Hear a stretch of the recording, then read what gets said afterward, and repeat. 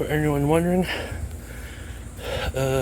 or needing to know, this is one of the best camping chairs I have used yet.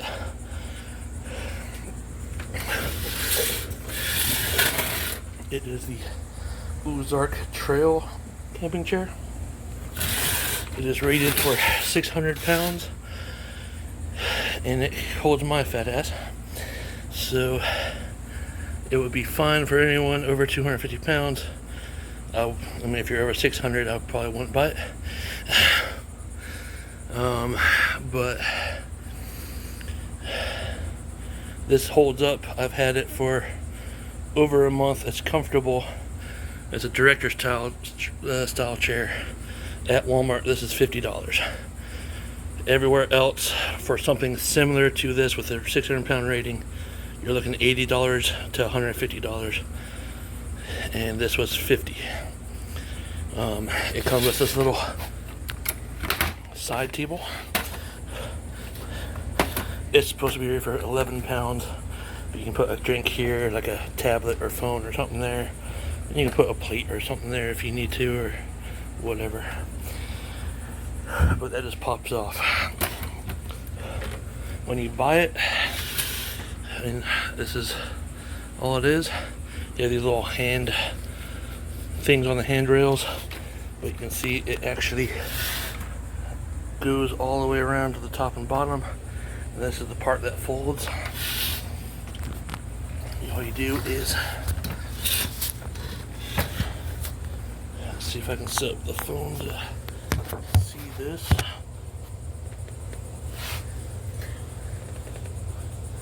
All you do is grab both these sides, pull up, and then it folds.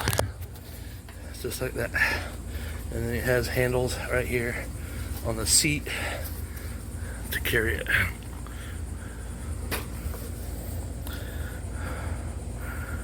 And that's it. This is how it folds up. I mean, it's not the smallest thing, so it's probably not great for backpackers or anything. But if you're going out camping and you want to sit comfortably and it's a lightweight chair, this is a perfect chair for that. And all you gotta do is fold it down and push down, and it's set up. That's all it takes. Alright, I just cut down a bunch of branches off that tree. I have now pretty much tripled the amps coming in here. That's for the load.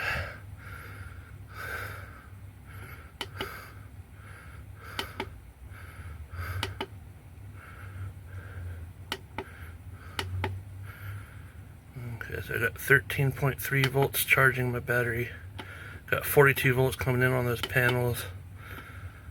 I'm thinking that's 3.8 amps going into the batteries, but it might be coming in from the solar.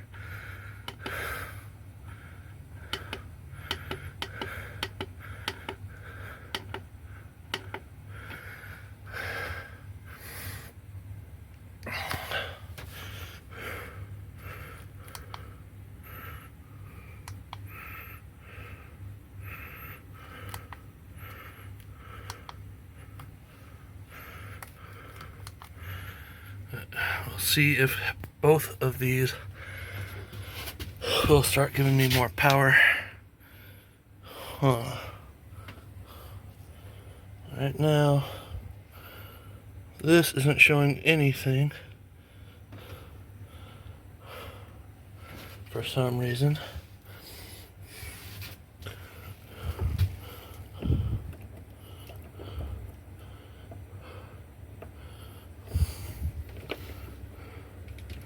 You know, I should have sun coming in. There's something going on with this. I'm gonna need to check voltage. Alright, well, I found out that the fuse blew. This fuse here, 15 amp fuse, for some reason blew on the two panels that are over there. As you can see, they're producing 35 volts at 6 to 7 amps. I am now charging. That would be why this is dropped. I don't know when that fuse blew. It had to be within the last 3 days. I just took the fuse out and I put one of these in. I just bought 2 more of these. These are rated for 100 volts, and they actually work over 60 volts. Alright, and now we are actually charging up here. I got 5 amps coming in. I got like 12 amps going out. So I'm actually getting a positive. Now I got this going and that going. I'm going to see if I have another 15 amp fuse to put in here. But for some reason that fuse blew. And I plugged this back in and nothing happened. So I don't know what's going on there. I'll have to see if I have another 15 amp fuse. I'm pretty sure I do. Might be inside the house. But I bought some extra fuses. They might be out here.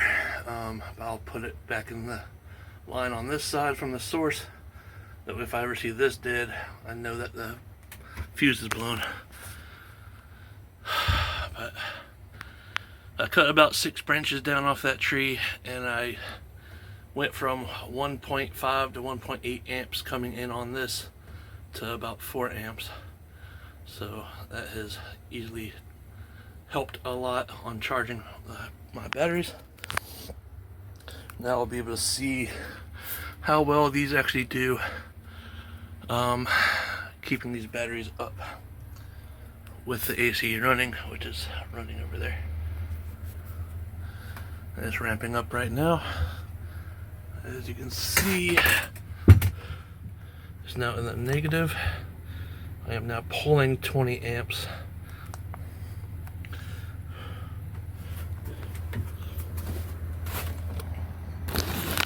We are at 700 watts.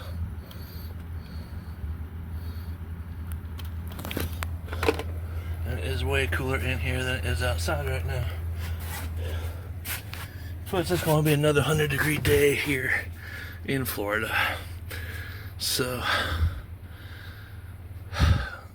that's why I keep this at about 86 in summer, is just so it doesn't drain my batteries fully every day.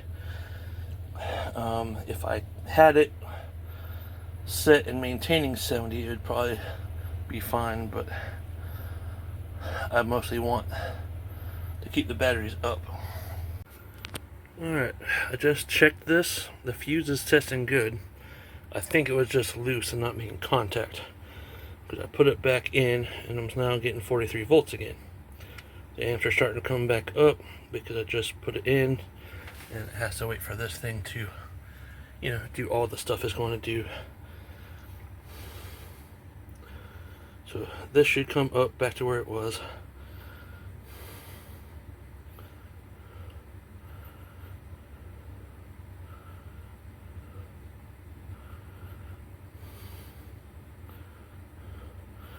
There's nothing wrong with that fuse. I did find that one of these sides was loose when I tried to take it out. So I think that's what the problem was. It just wasn't making contact. So I tightened them both. I'm going to do the same to this one. I'm going to put the other one of these on this side, so I can always see how many watts I'm getting on those. I'm not too worried about this one. I have another one in my house I can put on this. So that's what we'll go do from there. I'll need to strap this in so I can actually just put that on the board and just see it right there. I'll put some double-sided tape on the back or something. Alright, so I'm going to do that to this one too. Alright, just put that in. I did make sure that was tight. I just took 2 of these and tightened it as much as I could. So make sure they don't come loose and stop producing.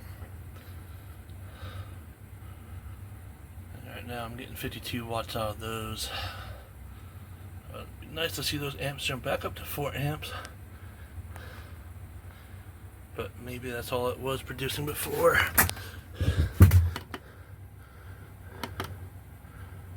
It's still okay. It's putting out 4.6 amps.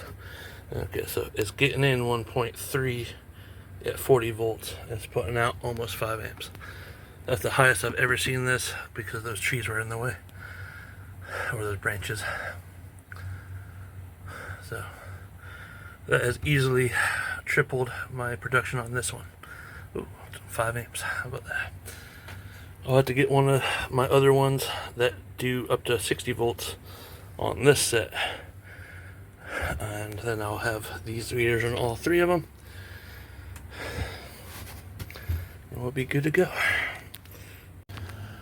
Alright, this producing 250 to 255 watts.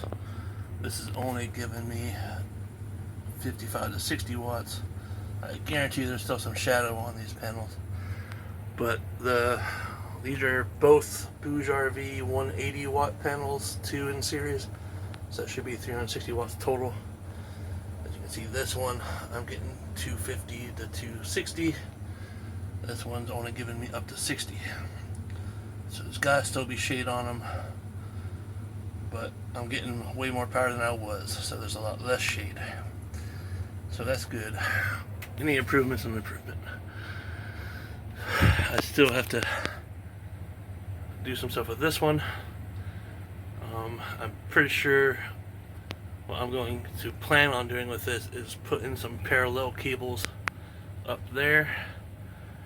I'm plan on wiring all 3 up there into series, so that's higher voltage. Then I can use portable panels in series connected to parallel cable up on that side to add into my power on this whenever I out traveling and park somewhere. That way I have 2 foldable panels right now. I want to get a third, well, if you include the I want to get a third one. That way I have a total of 6 panels for this. But if I ever go out into the desert or whatever and I can just set those up outside, I'll be able to do that.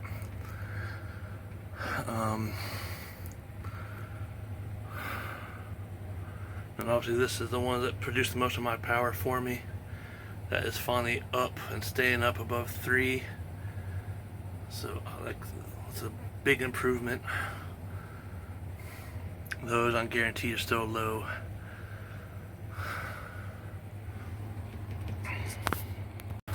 I changed the settings on this to put it to cool mode, still in eco, and I have it in low fan speed. And now I'm pulling 400 watts instead of 700 watts. And I am getting power here. I do have it set to 71 now, which means the compressor should be running at a higher speed, but in low fan it might not run ever at highest speed.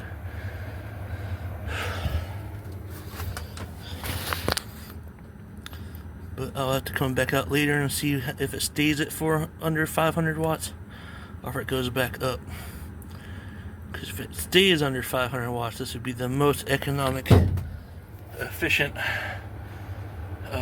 setting, I think, unless it just doesn't cool as good.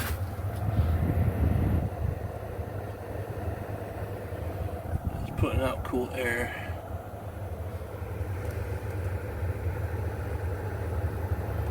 At medium speed.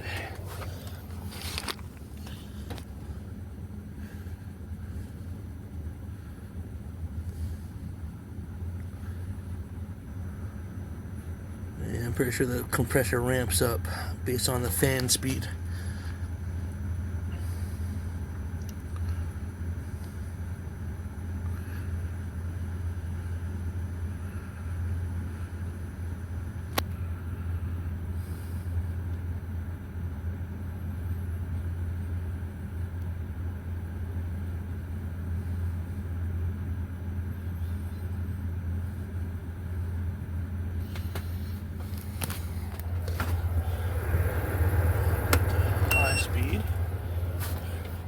definitely feels like it's blowing colder.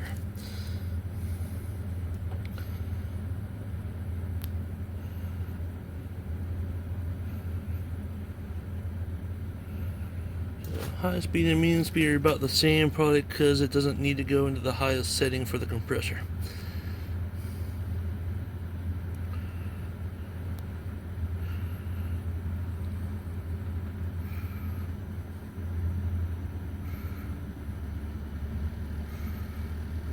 Oh, there's compressor speeding up.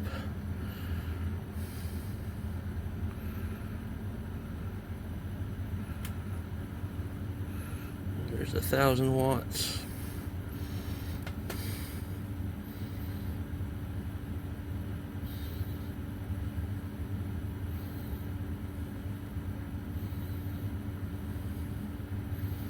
That should be max cooling you're going to get, basically.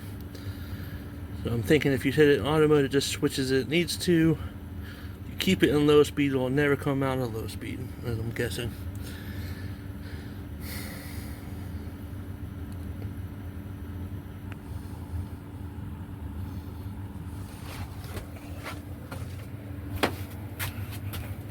I'm up to 73 watts on that. 260 watts on those. I'm now pulling 40 amps out of my batteries.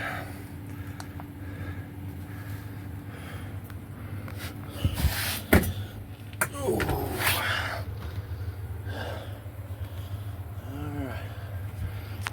Yep, I went ahead and tightened this fuse and that fuse holder, and all three were able to be tightened with one of these tools.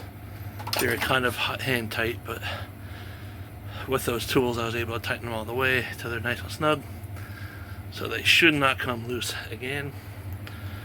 And being loose, connection will cause them to start overheating and could blow a fuse.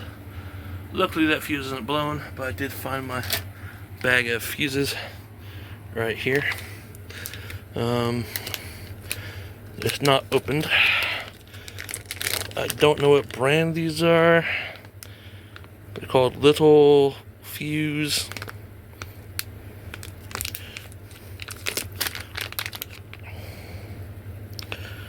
They're supposed to be for solar, 1,000 volts DC, 15 amps, just like the ones that came in those with those fuse holders. So these should work just fine. There's a total of 4 of them in this bag. I'm pretty sure I got these on Amazon. Those I got from Amazon from BougeRV.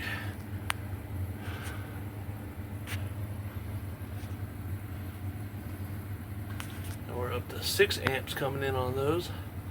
That is the highest I've ever seen that. Glad I cut those branches down.